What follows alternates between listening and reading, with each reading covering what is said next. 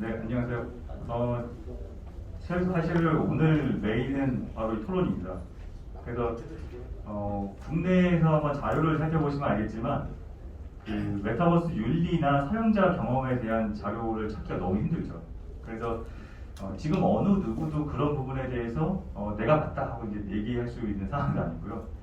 그래서 공학자 분들끼리만 모여서 해결될 수 있는 부분이 아니셔서 저희가 실제로 다양한 전공에 해당하는 분들을 많이 모셨어요. 그래서 그런 그 각자의 영역에서 어떻게 바라보고 있고 저희가 어떻게 해석할 수 있는지 뭐 그런 것들을 한번 같이 논의를 할 수 있는 시간을 가졌으면 좋겠습니다. 네, 그래서 지금 세션에서는 제가 이제 원활한 토론을 위해서 조금 정의를 좀 한 번씩 제가 해봤고요. 중간에 이제 뭐 자유롭게 얘기 주시면 될 것 같아요. 이게 사실은 학계에 계신 분들이 서로 얘기를 나누면서 서로 커가는 거기 때문에 서로 성장하는 거기 때문에 오히려 이런 시간이 더 저희한테 필요하지 않나 그렇게 생각을 하고 있습니다. 네, 그래서 보시는 것처럼 참여형 토론이고요. 제가 사회를 보고 그다음에 앉아 계신 네 교수님이 계시고요. 가장 좌측에 계신 분이 이제 저기 아까 소개받으셨던 문경영 교수님. 네. 그리고 바로 옆에 네 박정일 교수님 앉아 계시고요. 네. 네, 크게 쳐주셔도 돼요. 네. 오늘 서운하니까 저기 문 교수님께도 한번 다시.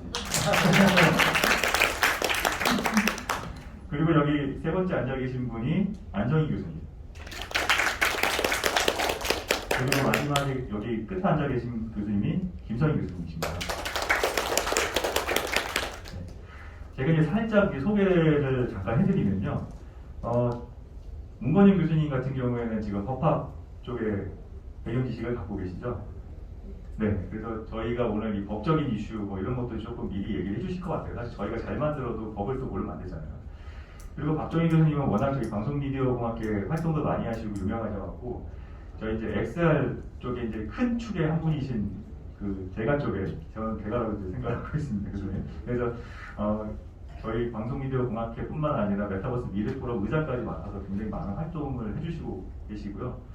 그리고 이제 안성희 교수님은 UI UX 쪽에 조금 경험이 있으세요. 그래서 저희가 열심히 만들었는데 사람들이 그거를 잘 활용할 수 있는 그런 부분에 대해서 좀 말씀을 해줄 수 있을 것 같고요.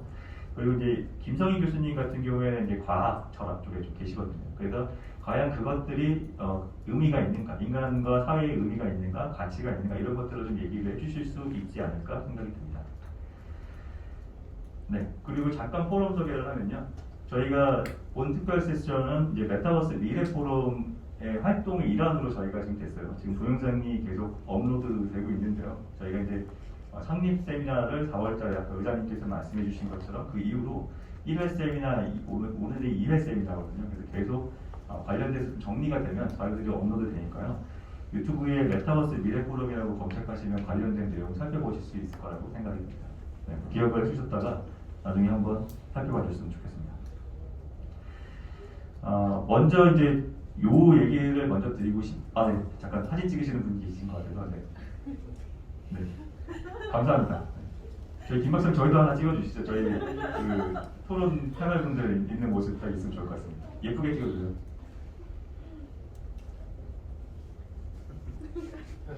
카메라 때문에 제대로. 네. 약간 미스덤을 하셔도 됩니다. 네. 네? 네, 고맙습니다. 아니었으면 제가 잊어버릴 뻔했습니다. 덕분에. 네. 먼저 이제 메타버스 기술과 서비스에 대해서 좀 얘기를 했으면 좋겠다. 제가 6파트로 되어 있습니다. 첫 번째 파트인데 왜 제가 이제 1번의 메타버스 기술과 서비스 이렇게 얘기를 했었냐면 실제로 여기 계신 거의 대부분의 분들이 이제 공학 전공자에서 이제 기술 관련된 논의를 많이 하고 저희 연구를 하잖아요.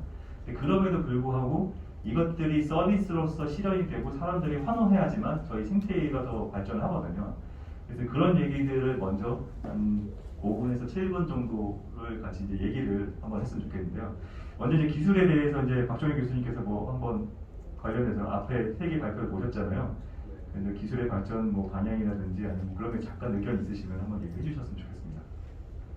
예, 뭐 사실 그 메타버스 열풍이 이제 굉장히 심하게 2020년, 21년에 몰아치다가 올해는 약간 주춤한 것 같아요. 예, 뭐 우리가 그 어떤 기술의 신기술의 뭐 라이프 사이클을 얘기할 때 이렇게 쭉 올라갔다가 그다음에 좀 잠시 이제 이 죽음의 계곡을 건너서 그다음에 이제 일반화된다 이렇게 이제 얘기를 하는데 그 메타버스가 지금 이제 이렇게 좀 약간은 하강 국면으로 이제 가는 것 같습니다.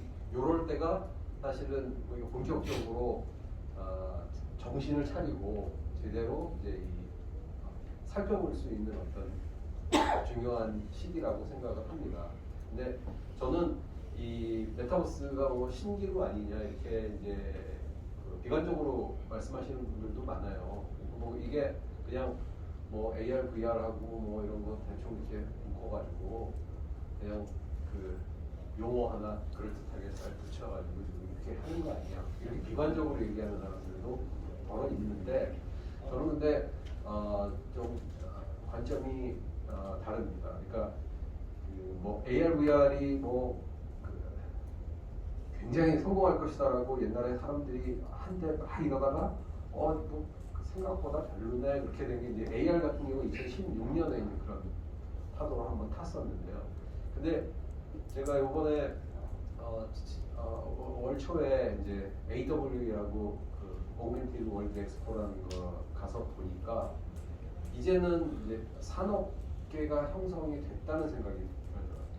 저거 언제 되겠어라고 하던 거가 이제 조금씩 실제로 되고 그다음에 이제 제일 그 바틀렉이었던 게 이런 어떤 뭐 스마트 글래스 같은 것들 문제였는데 그런 것들도 이제 어느 정도 쓸만한 것들이 이제 나오고 이렇게 바닥다지기를 해서 제대로 이제 성장해가고 있다는 생각이 들고요.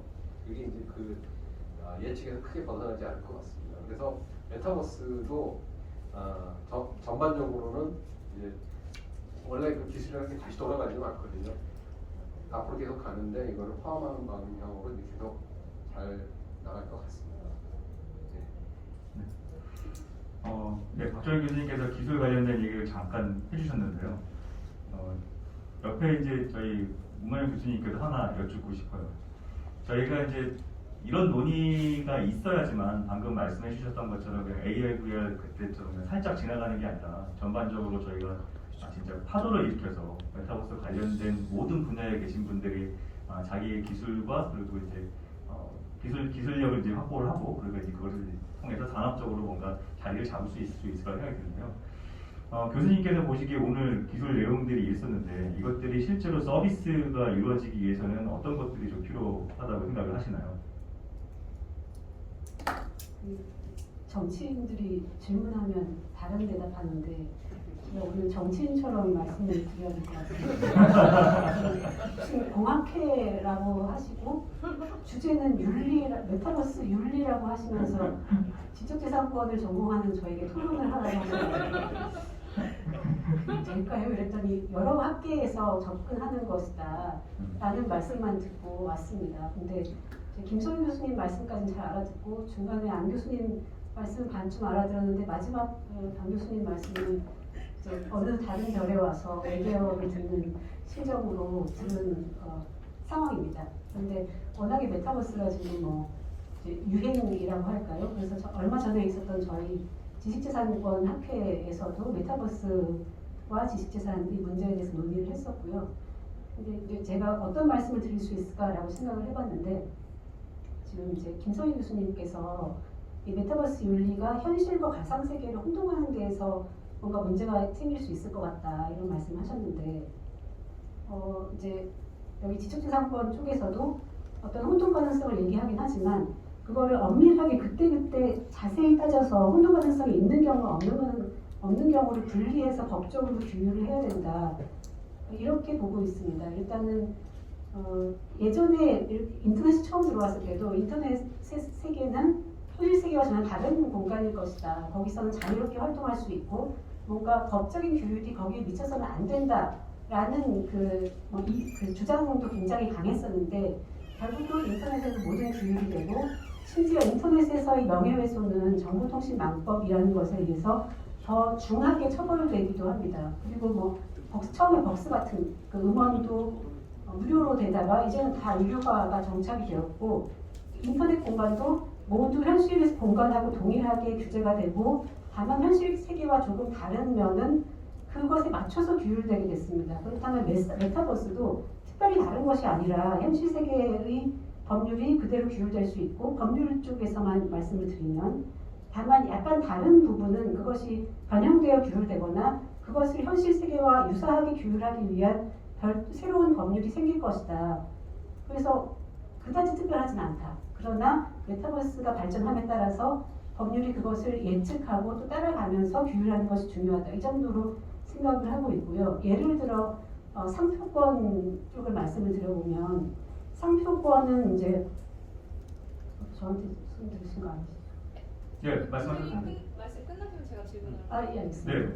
이제 상표권은 그냥 상표 등록을 해야 권리가 생기는데 이제 모든 물품에 대해서 권리가 생기는 것이 아니고 정말 어떤 물품 지정 상품이라는 것을 등록해야 됩니다. 예를 들면 뽀로로를 내 신발에 뽀로로라고 해서 출처 표시를 하고 싶다. 누가 만든 것인지를 표시하고 싶다라고 하면 지정 상품을 신발류로 해서 등록을 해야 그 신발에 뽀로로라고 했을 때 그것이 보호가 되고 다른 사람들이 그것을 문방구에 뽀로로라고 써서 했을 때는 상표권 침해가 되지 않습니다. 그런데 지금 이제 인터넷에서 가상 예를 들면 그 구찌가 제페토에서 물건 가상 쇼룸을 만들어서 물건을 판매를 하고 있는데 거기서 만약에 이제 거기 그 구찌 자체가 물건을 파는 거는 상표권 침해가 아니겠죠. 자기들 상표를 사용하는 거니까. 그런데 다른 사업자가 구찌라는 상표를 써서 전자적인 물품을 전자적인 옷을 판매한다라고 했을 때 그것이 구찌의 상표권 침해냐 이런 게 문제가 되는데 만약에 사람들이 현실 세계의 물건이 아니라 전자적인 옷이 이건 구찌가 만들었구나라고 생각을 하게 된다면 그것이 현실 세계의 구찌와 구찌 가방과 동일 상품이어서 상표권 침해가 될 가능성도 있습니다. 아까 그 지정 상품이 동일하게 종일 유사하기 때문에.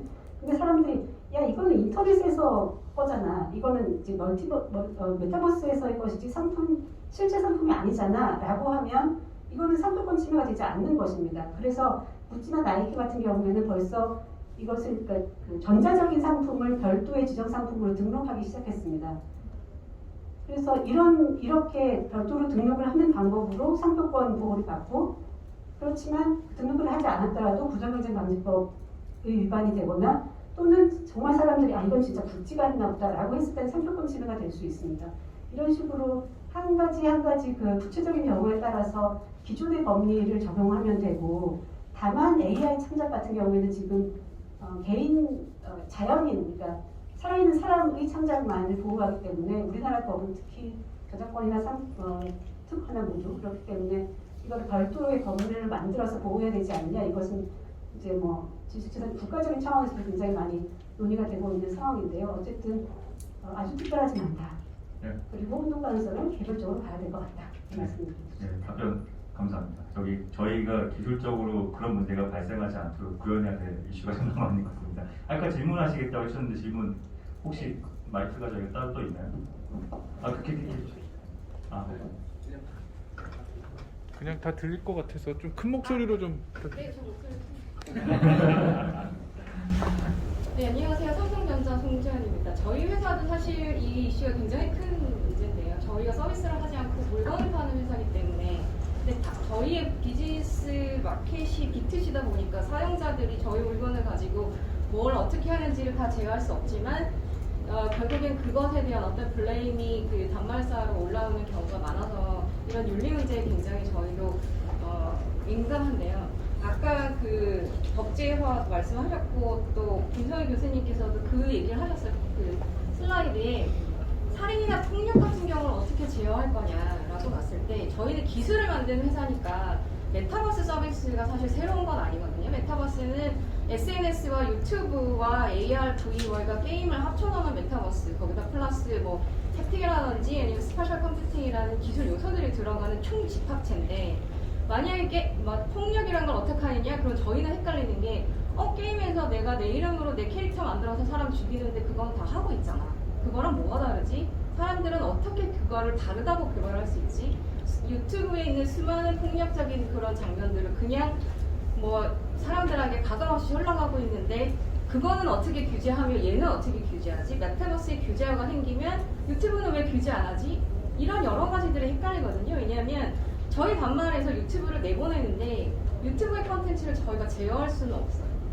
걔네들은 굉장히 폭력적인 거를 내보내고 그게 그 시청률이 높기 때문에. 그럼 메타버스는 상상은 어떤 정도의 윤리적인 도덕성과 그런 걸 가지고 임해야 되지? 얘는 어떻게 폭력적인 거랑 살인을 어떻게 하지 못하게 할 수 있지? 차이는 기술적인 입장에서 차이는 얘는 저의 송재현이라는 이름으로 아바타를 만들어서 얘는 나의 분신이야 라고 하는 거고 게임은 거기는 게임 캐릭터를 조합을 해서 내가 게임 캐릭터에 무슨 SSS 이런 걸 만드는데 사실 유저들은 구별하지 못해요. 두 가지가 다르다고 할 수도 있고 얘는 나고 얘는 아니야 라고 할 수 있는데 얘는 규제를 하고 게임에서 사람 죽여도 돼. 얘를 어떻게 규제화할 수 있을까? 네. 그렇습니다. 그게 되게 어려운 문제고요. 네. 뭐 해결을 해달라는 게 아니라 해가지고 네, 그런 게 저희도 굉장히 공감하고 있다라는 거를 말씀을 드리고 싶고 그 지금 교수님께서 그 문경인 교수님께서 말씀을 해주신 것처럼 하나하나 케이스 바이 케이스로 갈 수밖에 없을 것이다 인터넷에처럼. 근데 메타버스는 또 다른 게 인터넷에 있는 거는 어쨌든 글이라는 게 남고 행동이라는 게 남고 너무 오래 쌓여왔기 때문에 우리가 규제를 할 수 있는데 얘는 메타버스는 문제가 인터넷은 어쨌든 걔가 우리가 가상 공간이라고 부르진 않아요. 더 이상 그냥 온라인 세계지. 근데 얘는 나의 아이덴티티가 헷갈리는 가상 공간이거든요. 그래서 과연 그거를 사용자들이 온라인 오프라인 하는 것처럼 가상과 실제를 구별해서 내가 여기서는 하지 말아야지 여기서 마음껏 죽여야지 이렇게 할 수 있을까? 그런 게 가장 저희 입장에서는 가장 큰 딜레마라고 그렇게 말씀드렸습니다. 저 부가 질문이 있는데요. 네. 그 지금 말씀하신 거 전적으로 동의를 하는데 우리가 이제 인터넷 윤리, 사이버 윤리 이런 얘기를 많이 해왔고 고민이 있을 건데 그렇다면 메타버스의 윤리라는 거에 대한 그 범위 이런 것들이 혹시 고민되신 적이 있나요? 저희 1차 포럼 세미나 때, 1회 포럼 세미나 때 살짝 좀 얘기를 나눴었던 기억이 있습니다. 뭐가 좀 차이가 있는지. 그래서 방금 얘기해 주셨던 것처럼 기존에 이제 로봇 윤리가 있고 AI 윤리가 있고 이제 메타버스 윤리가 있는데 이것들을 좀 어떻게 바라보면 좀 생각하기 쉬울까 하는 의견이 조금 나왔습니다. 보통 지금 외국에서 논의되고 있는 것들은 그것을 메타버스라고만 정의를 하지 않고요. 그러니까 메타버스 자체가 저희가 생각하는 것처럼 제페토나 이런 것만이 메타버스가 아니라 아까 말씀하신 것처럼 온오프라인이 지금 다 연계되면서 나가는 디지털 AI 관련 서비스들이 모두 포함이 되기 때문에 이전부터 저희가 미루어 왔거나 일부 적용됐던 디지털 관련 모든 서비스들이 아마 통합적으로 좀 고려 대상이 아닐까 생각이 되어지고요. 그 다음에 그것을 AI 윤리 쪽으로 많이들 지금 논의를 하고 있는 것 같은데 실제로 메타버스의 아웃라인을 정확하게 쳐주지 않았기 때문에 그 경계 때문에 아직까지는 명확하게 윤리라는 것으로 그 경계에 따라서 달라진다고 볼 수 있습니다. 어떻게 보면 전체 우리 일상생활의 윤리 자체가 바뀌어지는 거라고 논의들을 하고 있는 것 같아요. 일상의 법규와 일상이 이미 디지털 일상으로 들어온다면 그 사용자들의 생활에 이미 영향을 미치기 때문에 전체가 다 달라질 거라고 논의를 하고 있습니다. 네, 질문과 코멘트 해주신 두 분 선생님 너무 감사합니다. 고맙습니다. 제가 이제 코로나 이후에 한 근 3년 만에 현장에서 학생들을 만났는데 저희 수업이 토론인데 토론이라고 하면 학생들이 이제 3, 4, 5 짝을 지어줬으니까 말을 할 줄 알았거든요. 근데 나름 이번 학기 ESG를 좀 실천해보겠다. 종이가 없는 강의실을 좀 실천해보겠다고 구글 독스를 세팅을 해줬더니만 종이는 안 쓰는 대신에 학생들이 말을 안 하더라고요. 말을 안 하고 구글 독스에다 글을 쓰기 시작을 하는 거예요. 너무 큰 문화 충격을 받았거든요. 선생님 말씀해주신 것처럼 현재 이제 정보 철학이라는 분과에서 이 메타버스 윤리에 대한 관심을 굉장히 많이 가지고 있고 아무래도 철학적 논의는 두 가지 측면이라고 할 수 있는데 하나는 너무 오래된 학자들을 말씀드려서 제가 최신 논의를 하는데 이런 학자들을 이야기해도 될까라는 생각이 들지만 플라톤의 이데아 같은 방식으로 보면 가상현실이 진짜 현실이냐라고 했을 때 플라톤 유의 학자들은 아니라고 이야기를 할 거거든요. 그러니까 이런 아니라는 입장으로 기술을 구현하거나 윤리를 이야기했을 때 입장, 그다음에 문건영 교수님 말씀하신 것처럼 아니다. 메타버스 세계, 가상현실의 세계나 아니면 지금 현실의 세계에 어떤 차이와 어떤 점이 있는지 한번 살펴보자라고 얘기한 사람이 사람은 되게 좋은 사람이서 철학자 굿맨이라고 이야기를 하거든요. 굿먼 같은 경우는 현실 세계도 글씨가 있고 활자가 있고 온라인 세계도 활자가 있다면 미안하지만 형식적으로 동일하기 때문에 아까 문고민 교수님 말씀하신 동일한 법규가 적용되는 게 옳다라고 이야기하는 두 입장이 있기 때문에요. 한 가지 입장으로만 이야기 굉장히 어려울 것 같고 현대에 와서 메타버스가 기술하고 만났을 때 사용자 아까 안성희 교수님 말씀하셨지만 이때 조금 더 과격하게 표현한다면 얼마나 사람들에게 실용적으로 다가갈 수 있느냐 효율성이 있느냐에 대한 논의와 어우러져서 윤리를 이야기하고 그다음에 도덕성, 사람들 도리 이런 것들을 이야기하는 방향으로 논쟁이 좀 더 활발하게 일어나야 되지 않을까라는 생각이 들고요. 그러니까 정보 철학이나 디지털 윤리에서 이 논의를 하는데 어려움은 아까 방준선 박사님 말씀하신 것처럼 기술적인 논의. 그래서 아까 제가 페이퍼스도 이야기했지만 기술의 범위를 과정으로 볼지 아니면 사람들의 생각 아니면 활용으로 측면을 볼지에 따라서 논의의 범주가 다양하고 지형도나 지평이 넓기 때문에 이런 논의가 지금 현재 학자들하고 좀 더 활발하게 이루어져야 되지 않을까라는 생각이 듭니다.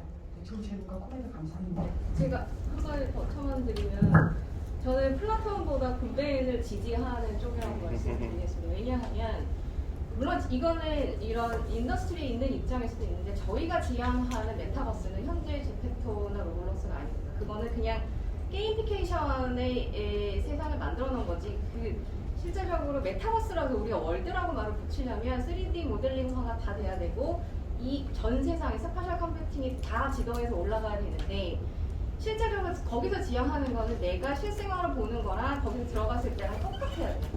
10도부터 내가 거기서 경험하는 그 익스피리언스까지 피드백까지 똑같아야 되기 때문에 거기서 하는 인더스트리는 디지털 트윈이라고 해서 여기서 한 결과가 이쪽 월드에 이어지는다면 당연히 이쪽에서 한 결과의 컨시퀀스를 책임지는 결과가 나오지 않으면 저희는 그렇게 포토리얼리스틱한 아바타나 월드를 만들 이유가 없는 거죠. 가상은 가상대로 느끼게 하는 것만으로도 충분히 모바일 게임이든 모든 돈이 잘 돌아가고 있기 때문에 굳이 우리가 그렇게 세상을 복제하는 것만큼의 기술을 올린다는 이유는 사람들이 그걸 원할 거라는 그런 생각이 있는 거고 거기서 사람들이 뭘 할 거냐라는 건 결국에 그 똑같은 가상세계에서 하는 거는 책임을 져야 된다. 이렇게 제도가 받쳐지면 많은 회사들이 서비스를 내는 데 있어서 조금 더 플렉서블하게 내놓지 않을까.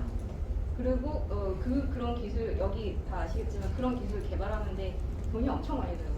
저희가 진도를 못 나가고 있습니다. 이렇게 토론이 잘 될 줄 알았으면 제가 시간을 많이 했는데 제가 너무 많이 됐어요. 아니 좋습니다. 지금 이어서 오는 말씀에 저는 이제 조금 다른 시각인데요. 그러니까 디지털 트윈이라든가 기존의 현실 세계를 사실은 뭔가 교통의 흐름을 시뮬레이션을 하기 위한 디지털 트윈 개념에보다는 지금 얘기하는 메타버스는 저는 좀 경제적인 활동이나 현실 세계가 가상에 투영이 되지만 가상 세계에서 벌어지는 일이 다시 현실로 피드백이 되는 게 지금 얘기하는 그 메타버스하고 관련이 좀 더 일맥상통하고 우리가 해왔던 VR, XR를 조금 배제해야 되는 게 아닌가라는 생각을 저는 좀 해요. 그래서 그 플레이 투 언이라고 사실은 거기 가상경제 활동에서 벌어지는 돈이 다시 내 은행으로 꽂혀야 되고 거기서 벌어질 수 있는 여러 가지 수익 활동이 많을 수 있는데 오늘 윤리 얘기를 하니까 돈을 버는 방식이 가상세계, 메타버스 세계에서는 다를 수 있다는 거예요. 그러니까 혼란이 오는 거는 요즘 그 MZ세대들이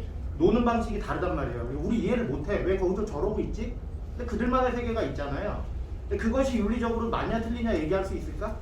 철학적으로 뭐가 맞을까? 우리 잣대에서 자꾸 얘기하는 거 아닐까? 저는 이제 요즘 그런 생각 많이 해요. 그래서 거기서 돈을 버는 방식이 개처럼 벌어서 정승처럼 쓴다고 했는데 개처럼 버는 게 어떤 것일까? 이런 얘기 하려고 오늘 이렇게 오신 거죠?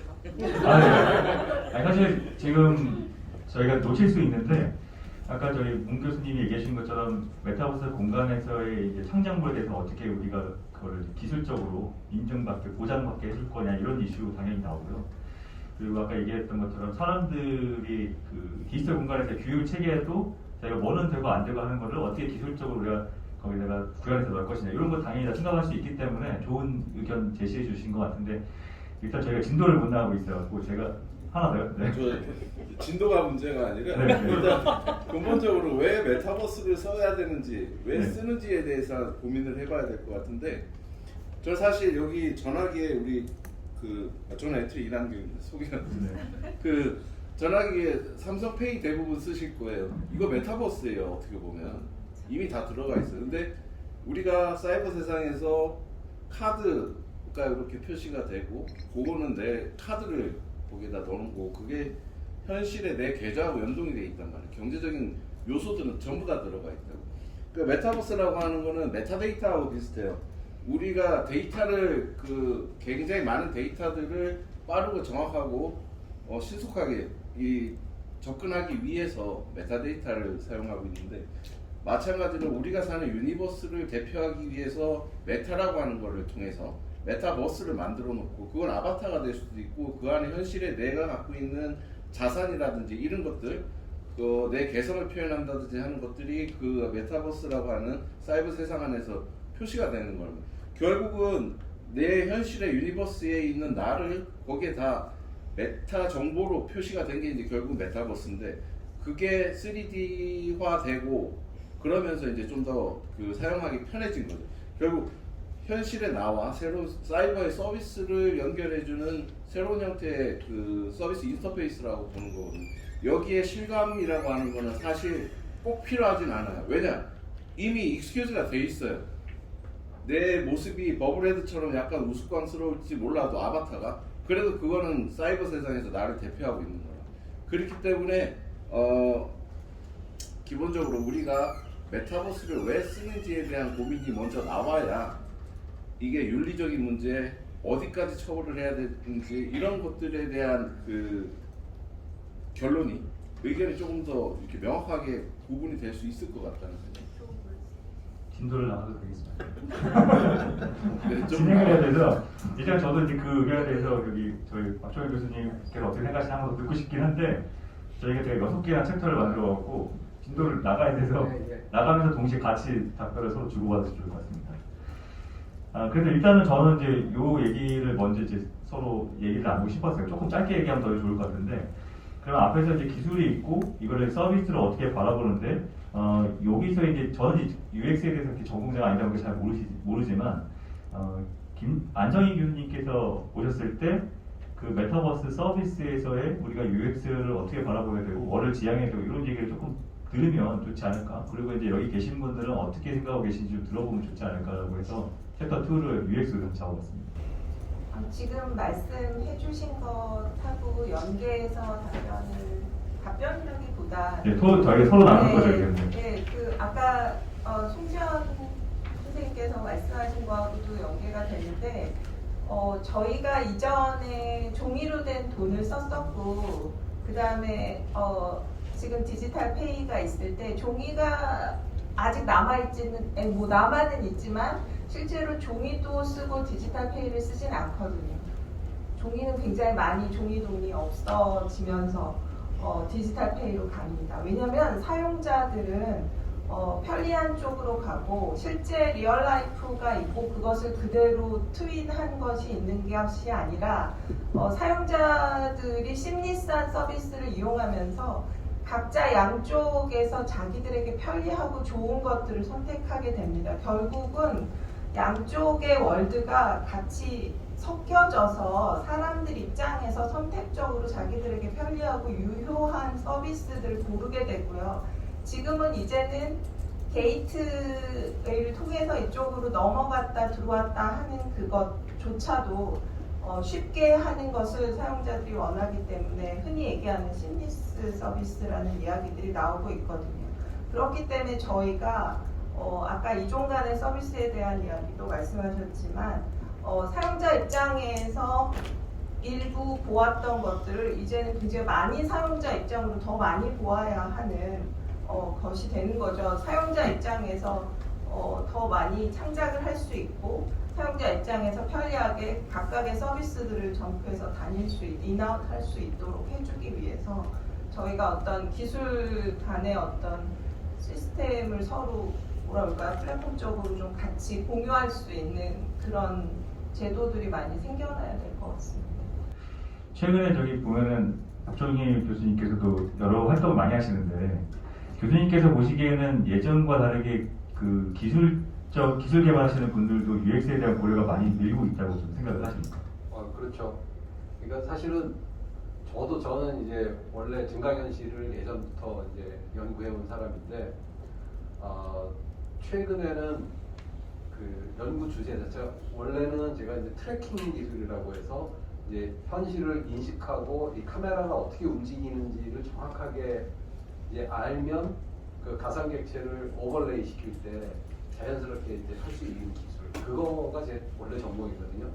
근데 쭉 그 연구를 해오다 보니까 이게 점차 이제 사람들이 쓸 수 있는 기술로 이제 바뀌어가면서 중요도가 점점 시프트를 하는 거예요. 그래서 그 유저 그 인터페이스나 그 인터랙션 디자인이나 뭐 유저 익스피리언스 같은 것들이 굉장히 중요해져서 저도 연구 테마가 그쪽으로 이제 많이 바뀌었습니다. 연구 관심사가. 실제로 이제 이런 일이 일어나고 있습니다. 사실 아까 이현호 본부장님이 제가 아까 하고 싶은 말을 딱 해주셔서 네. 뭐 다른 또 의견 있으십니까? 그러나 이제 고려는 하신다고 하지만 네네. 보통 기술 개발이 다 끝난 다음에 사용자 테스트 정도를 하면서 들어가려고 하는 경향이지 실제로 포악을 하면서 사용자하고 관점에서 이것이 어떻게 될 것이다를 시뮬레이션 하면서 기술을 개발하거나 기술 중심의 서비스를 만들고 있지는 않은 것 같아요. 포악도 뭐 하단에 가서 혹은 후반기에 가서의 포악이거나 아니면 아예 기술 개발에 들어가기 전에 별도의 뭐 수요 조사 레벨이지 그것이 그렇게 많이 이루어지고 있지는 않아서 향후에 좀 그런 것들이 많이 있으면은 좋을 것 같다는 생각이 듭니다. 안 교수님 말씀은 저희가 이제 기술 개발 이전에 사용자 그러니까 UX에 대한 측면을 좀 더 많이 고민을 하고 기술이 됐을 때 그거에 대해서 실효성을 좀 높이자 뭐 이런 의도로 좀 들리거든요. 그게 이전과 이후로 나뉘지 않고 같이 이렇게 가야 된다고. 방법론 자체가 네네, 그러니까. 병행해서 가는 모델로 예, 이제 모델이 R&D 약간 자체가 기술 바뀌어야 개발 모델이 달라져야 되는 것 같다는 생각이 듭니다. 아마도 이제부터는 사용자 UX도 같이 고려를 하면서 기술 발전이 시작돼야 된다는 시점이 될 것 같습니다. 네. 네, 왜냐하면 메타버스 자체가 가지고 있는 특징이 좀 굉장히 통합적이고 융합적인 각각의 분야나 서비스 레벨이 다 다르잖아요. 나이키만 보더라도 나이키가 메타버스를 만들고 거기서 신발을 홍보하자고 하는 것이 아니라 최궁극의 서비스 모델은 거기서 슈퍼볼이나 월드컵을 개최하는 거거든요. 보통 월드컵을 개최하는 것은 큰 스테디움을 지어야 된다고 생각하는 그 고정관념을 완전히 깼고 그 다음에 거기에 넣을 수 있는 광고 수익이 어마어마한데 그 에이전시들을 다 잘라버리고 나이키가 통째로 그거를 먹을 수 있는 그런 비즈니스 모델을 가졌다는 데서 저희가 메타버스가 가질 수 있는 그 융합적 한계가 굉장히 넓다라는 것, 그 다음에 저희가 생각하지 못한 걸 건드리고 있다는 것을 볼 수 있습니다. 제가 또 다음 챕터로 가겠습니다. 시간이 얼마 없어서 제가 세 번째 챕터는 이제 제목을 이제 메타버스 플레이어라고 좀 정의를 좀 해봤어요. 과거에는 저희가 게임을 즐길 때 보면 플레이어로 들어와서 자기가 주어진 환경에서만 체험을 했었는데 지금은 이제 메타버스라는 공간에서 누구도 참작자가 되고 사용자가 되고 개발자가 되고 운영자가 될 수 있는 상황이기 때문에 과연 이런 공간, 이런 디지털 공간을 저희가 앞으로 지속 가능하게 유지를 하고 그 안에서 가치를 생성하는 데 있어서의 이슈 그리고 그 관련해서 법적인 논의는 좀 뭐가 있을 수 있는지 조금 살펴보면 좋을 것 같아서 제목을 이렇게 정해봤습니다. 문 교수님께서 먼저 시작을 좀 해주시겠어요? 역시 예상하지 못한 쟁점입니다. 이제 공동 창작이 진행이 되죠. 그러니까 이제 사용자가 같이 창작을 뭐 여러 가지 자기가 게임을 만들어 가지고 다른 사람들도 게임을 사용할 수 있도록 한다든가 이렇게 할 때 그 권리 귀속을 어떻게 할 것이냐 그 이제 기존에 어떤 아이템들이 있고 그것을 이제 어떤 사용자가 사용해서 새로운 게임을 만들었을 때는 만약에 기존 아이템들이 저작물이라면 그 사람이 만든 것은 2차적 저작물에 해당합니다. 근데 2차적 저작물도 역시 저작물이기 때문에 그것을 다른 사람들이 사용하려면 그 창작자의 허가가 필요하거든요. 그래서 현재 그런 그것을 운영하는 그 이제 플랫폼에서는 권리는 창작한 사람이 그 2차적 저작물에 대한 권리를 가지되 플랫폼에서 그것을 자유롭게 사용할 수 있도록 라이센스를 다시 그러니까 사용 허락을 하는 것으로 그 이제 약관에서 정하고 있습니다.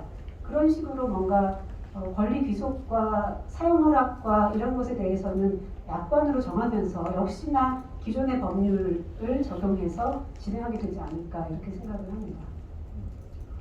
매우 짧은 생각입니다. 단편적인. 네. 뭐 김정희 교수님 뭐 또 다른 의견이 뭐 없으실까요?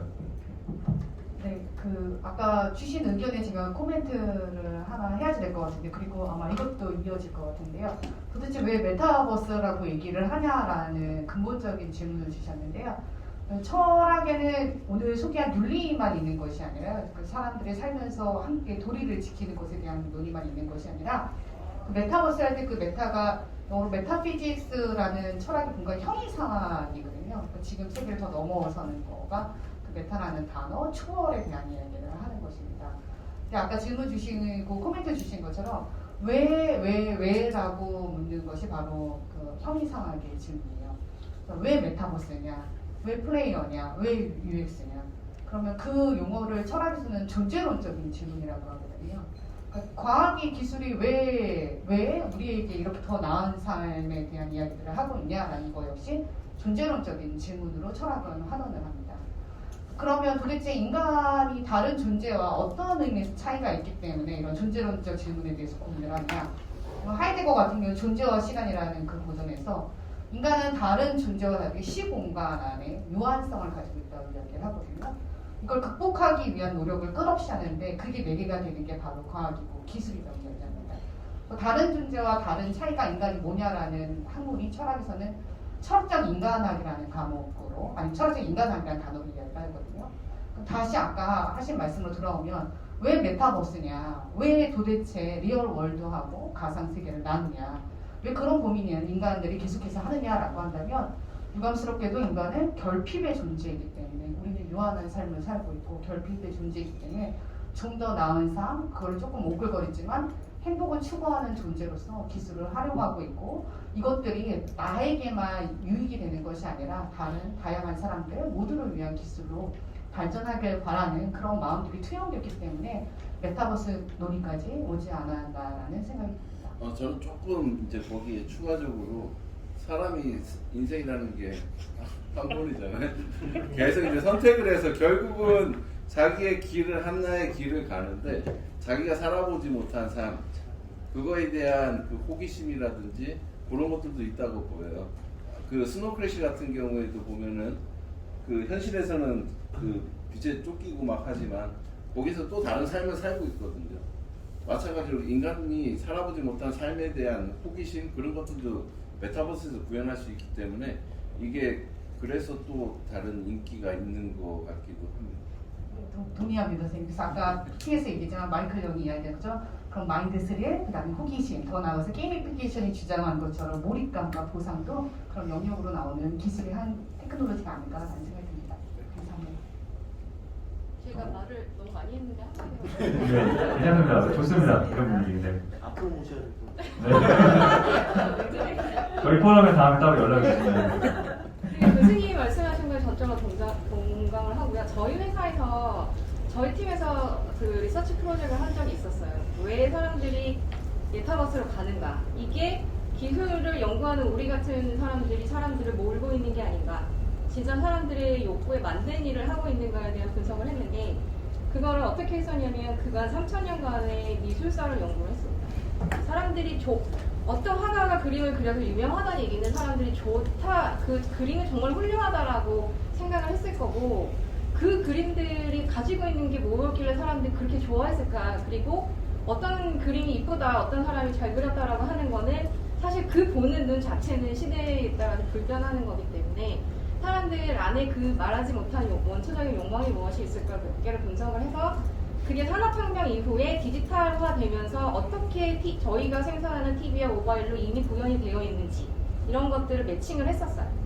그래서 다 특징들을 옛날 알타미라 동그라부터 피카소까지 다 분석을 하고, 그게 저희 프로덕에 어떻게 언제쯤 나왔는지 다 분석을 했는데 단 한 가지가 구현이 안 됐어요. 그게 이머시브니스.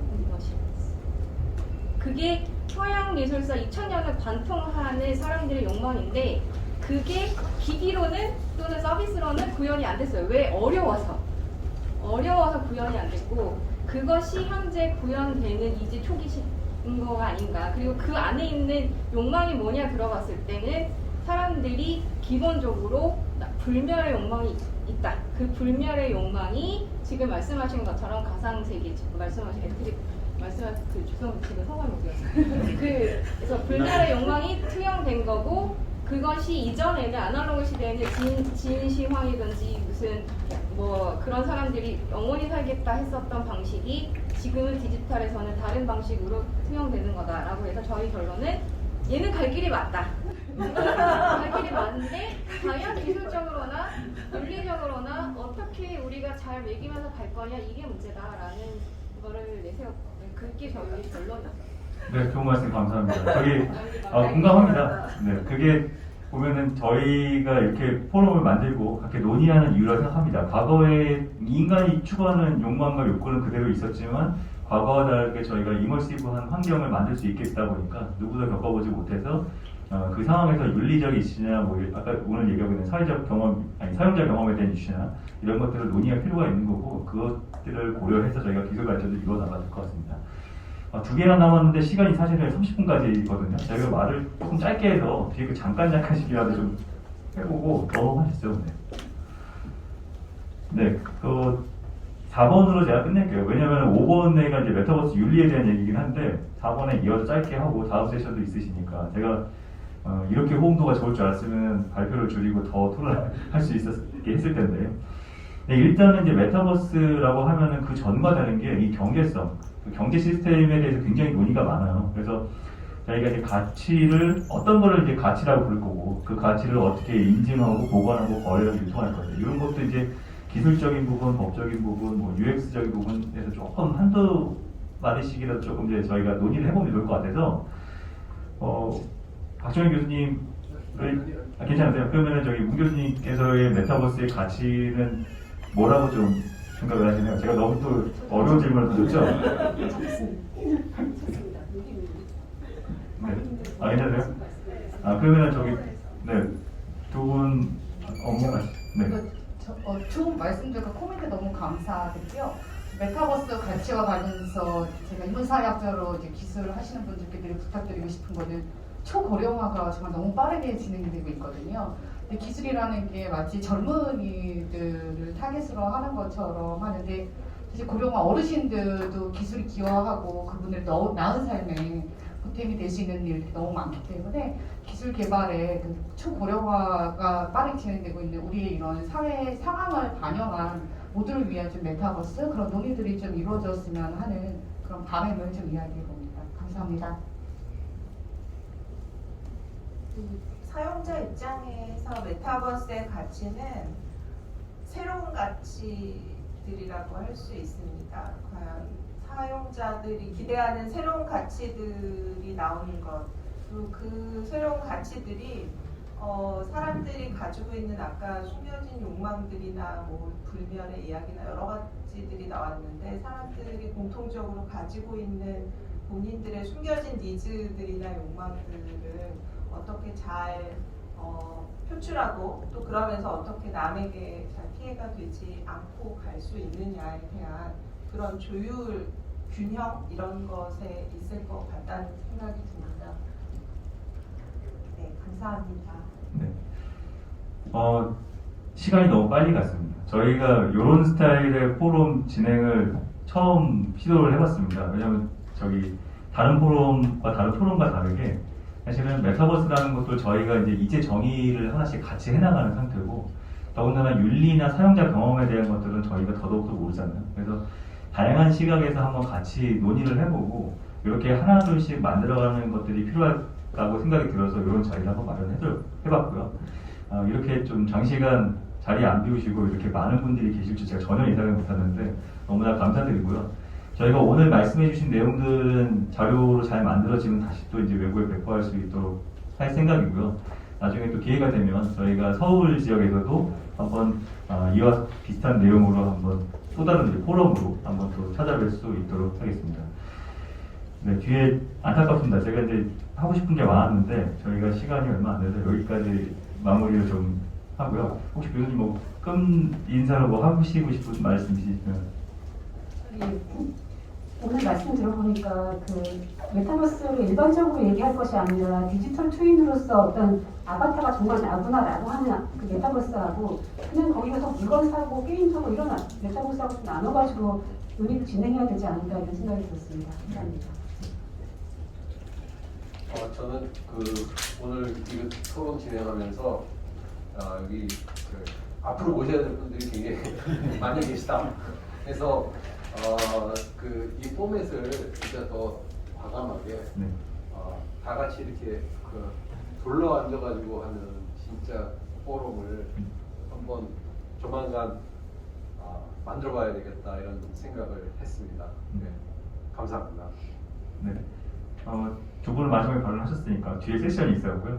네, 오늘 어쨌든 참석해 주셔서 감사하고요. 네, 다음 세션께 바톤을 넘기도록 하겠습니다. 네, 감사합니다.